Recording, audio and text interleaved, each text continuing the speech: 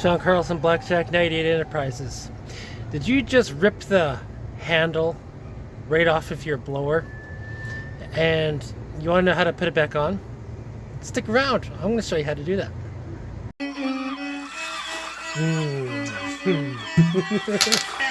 That sucks.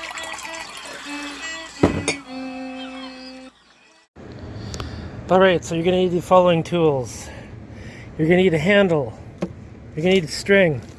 You're going to need a T27 Torx bit. Now, you're going to tack these 3 screws and take this completely right off. Once you got this off, take a look at it. The rope is still in there by the looks of it.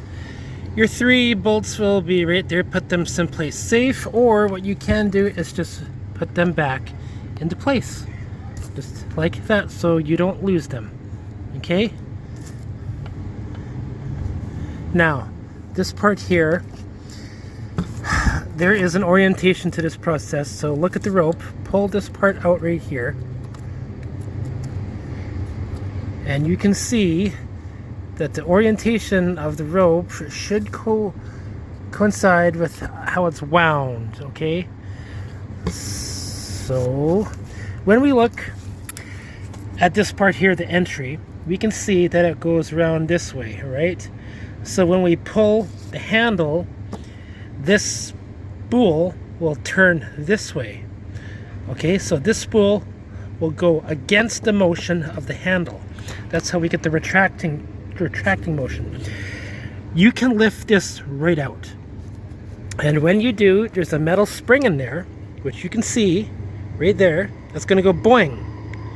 And that's exactly just what I'm going to do. Take out this part right here. This is a part that this point on this plastic piece is what rotates this part of the rewind assembly, so that way the motor turns. So it just goes right into those grooves, and when it pushes this way, but when you release the handle, it makes that clicking sound, click, click, click, click, click, click, click, and it pushes against that. Okay, so that's how that works. I'm going to take out this and pull it up. Miraculously enough, when I pulled this out, it did not go boing. So using my pliers here, I'm going to point to everybody how exactly this works. The rewind motion comes from this part right here.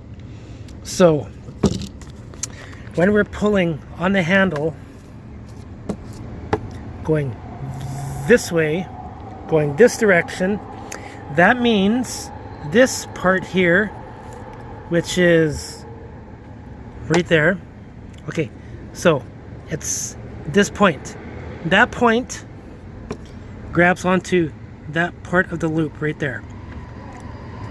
And if we were to put them side by side, you can see that this goes on there like that, in front of that spool, and that part there goes this direction.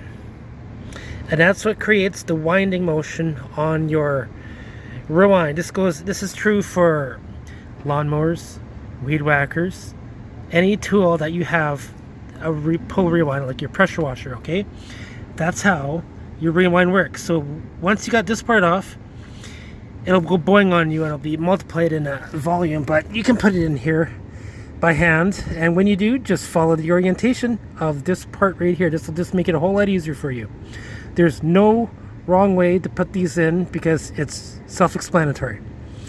So you could put some oil into this to make it so it doesn't rust, like WD-40, and it will help it prolong the life.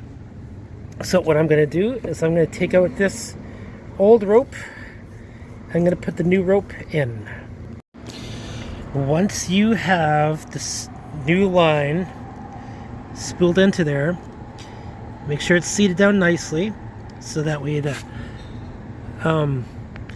washer can fit it right into there, right? What you do is, you see that hole? So what you're going to do is you're going to grab it in through here. You're going to grab some excess. It's a trick. So You put it right into that hole, and then you wind it against the rewind. You go 1, 2, or 3 rewinds just to get that tension onto the spring. Okay? And then once you have that, then you can just put tension on this. I would use some pliers like I have there, or something to lock it into place, and then tie your handle on, cut the excess off, and but you know, I'll just show you. Okay, so you have to put this washer in first and that spring second, just so this doesn't lift up on you. And then you just do exactly what I said with that loophole there and spin it around. In this case I did it 3 times, and I locked it with that part there just so this wouldn't go in any further. Now what we're going to do is just put this handle on right about there, put a double knot on the end, and then cut it off, zip, burn it on the end, and then this will be good. And there you have it, ladies and gentlemen, a working rewind. Okay? Now all you need to do is just put this on. Installation is reversal of the removal.